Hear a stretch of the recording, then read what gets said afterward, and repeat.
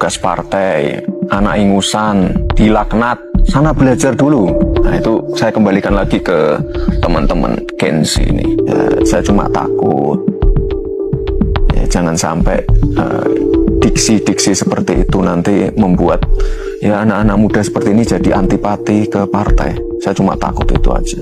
Mas Gibran, saya rasa ini sebuah statement yang bagus sekali loh. Bagus, karena apa? Bagaimana para senior, dengan seluruh hormat kita pada para senior, para politisi senior, itu juga penting untuk memilih diksi. Apalagi ketika itu tentang anak muda, jangan sampai kemudian itu membuat anak muda jadi antipati pada partai politik. Ini stylenya Mas Gibran saya lihat dari... Style apa? Iya, style. Jadi kalau dihina lalu dibalas dengan menunduk dan sungkem dengan cium tangan. Itu namanya style sih dari seorang Gibran Rakabuming. Namanya apa? Anak kecil ya pasti seperti itu ke orang tuanya. Pasti saya sungkem. Itu loh. Apa kata-kata Mas Fahmi tadi ya, bahwa hashtag kabur aja dulu ini seksi di kalangan anak muda begitu. Karena kalau kita tabrakkan dengan profil anak-anak muda sekarang, atau istilah sekarang banyak istilahnya Gen Z gitu ya, yang mana mereka itu cenderung tidak tahan lama kan di satu perusahaan.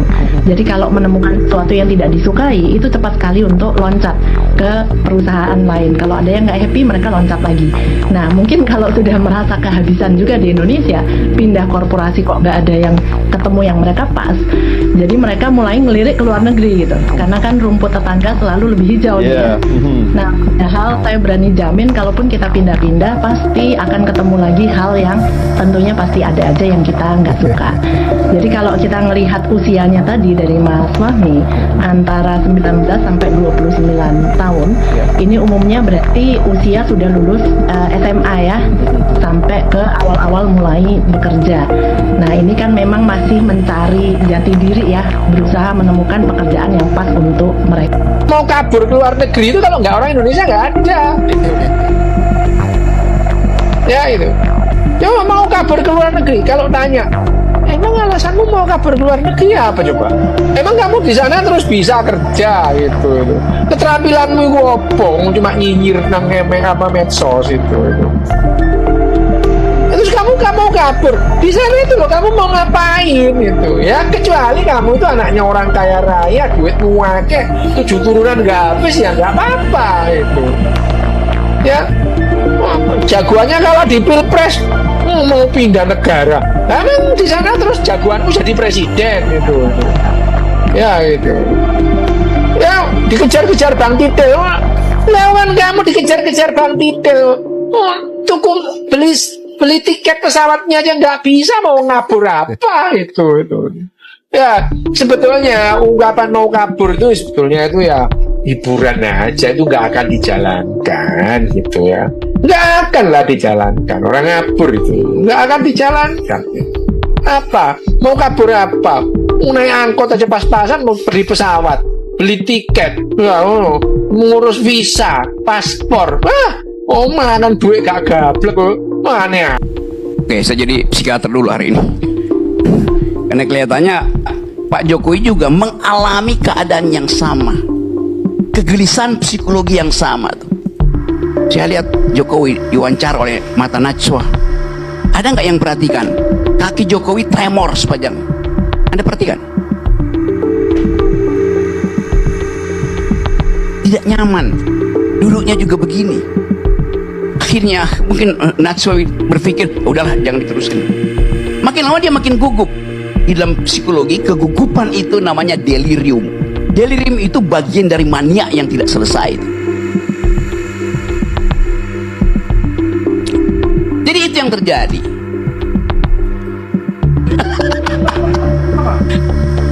Jadi orang jadi ahli segalanya ya. Bisa psikologi, bisa filsafat, politik juga masuk, apalagi semuanya kayaknya. Kemarin juga pernah bilang sebuah kitab suci dari sebuah agama itu adalah fiksi. Jadi ahli agama, ahli segalanya. Netizen heboh, kaki Presiden Jokowi tampak bergoyang-goyang saat diwawancarai Najwa Shihab. Apa artinya? Ada yang bilang ini tanda grogi, ada juga yang menyebut ini bentuk kekhawatiran. Tapi, apa kata psikolog? Menurut psikolog, gerakan kaki ini bisa jadi cara mengalihkan rasa cemas. Orang yang cemas sering melakukan gerakan tidak sadar, seperti menggoyangkan kaki atau memainkan pulpen. Dalam wawancara ini, tangan Jokowi terlihat terkontrol. Jadi, cemasnya dialihkan ke gerakan kaki.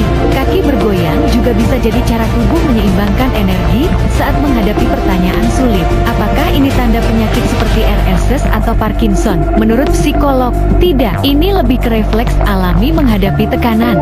Jadi, bukan berarti Jokowi takut atau panik, tapi ini cara alami tubuhnya untuk tetap tenang saat menjawab pertanyaan. Gimana menurut kalian? Apakah ini tanda cemas atau ada makna lain? Komen di bawah. Kalau menurut kalian seperti apa? Cuman jadi analisa kaki jadi apa gitu kan? Ya terserah lah.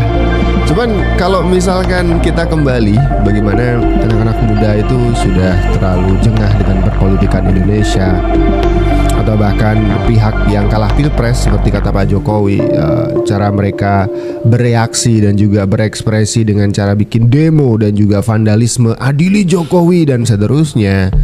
Sama juga saya hubungkan dengan kemarin Pak Prabowo juga pernah mengatakan ada orang-orang di dalam pemerintahan atau juga di sekitar pemerintahan itu yang berusaha untuk menjegal Pak Prabowo, memisahkan Pak Prabowo dari Pak Jokowi. Ini siapa Pak? Ini harus dibersihkan orang-orang yang seperti ini. Mari kita dukung Pak Prabowo untuk membersihkan orang-orang jahat seperti ini. Mumpung Pak Prabowo lagi bersih-bersih ya, jadi ini saya bongkar aja. Kenapa ini mesti kita bongkar?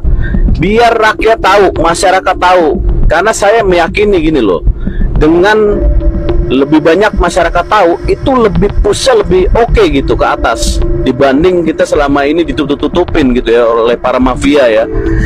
Proyek-proyek APBD Pak, tolong dicek ya. Jadi ini semua mungkin Bapak pasti udah tahu, ini udah jadi rahasia umum. Sama Pak, ketika kita proyek ya mau dijadikan penganten untuk menggiring ya sebagai pemenang di lelang elektronik, itu Pak rata-rata seluruh Indonesia adalah komitmen fee-nya 15%. Gimana standar mutunya? Dan raja-raja kecil yang dimaksud itu adalah apa? Yang paling penting adalah kepala dinas, PPK, semua. Ya saya nggak sebutkan nama ya. Ya, nah ini juga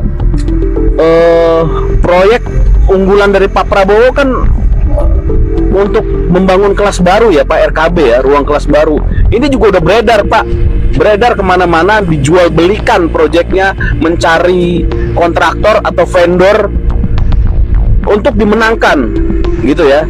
Saya nggak ada masalah itu, tetapi kalau ini dibiarkan, mutu bangunan sekolah kita kayak kemarin-kemarin terus gitu loh, hancur. Ya kita tahu kan bagaimana mutu bangunan sekolah-sekolah anak SD, SMP, SMA. Ya karena gitu.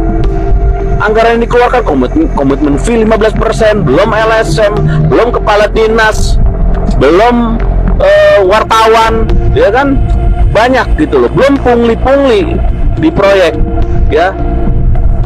Itu tolong diperhatikan Pak. Mumpung kita lagi bersih-bersih sekalian Pak. Seorang profesor dari Singapura bernama Kishore Mahbubani memaparkan tulisan berupa pujian untuk Presiden Joko Widodo. Mahbubani menulis artikel berjudul The Genius of Jokowi dan menceritakan capaian Jokowi selama menjadi Presiden Indonesia. Indonesia can be part of a much larger wave of growth and development in Asia. But for that to happen, poin penting yang disampaikan peneliti Singapura itu adalah Jokowi mampu menjaga stabilitas politik, bahkan menyatu dengan lawan politiknya. Tulisan Mahbubani dipublikasikan pada 6 Oktober 2021. Bahkan, Mahbubani sampai menyebut tidak dapat disangkal, Jokowi adalah pemimpin paling efektif.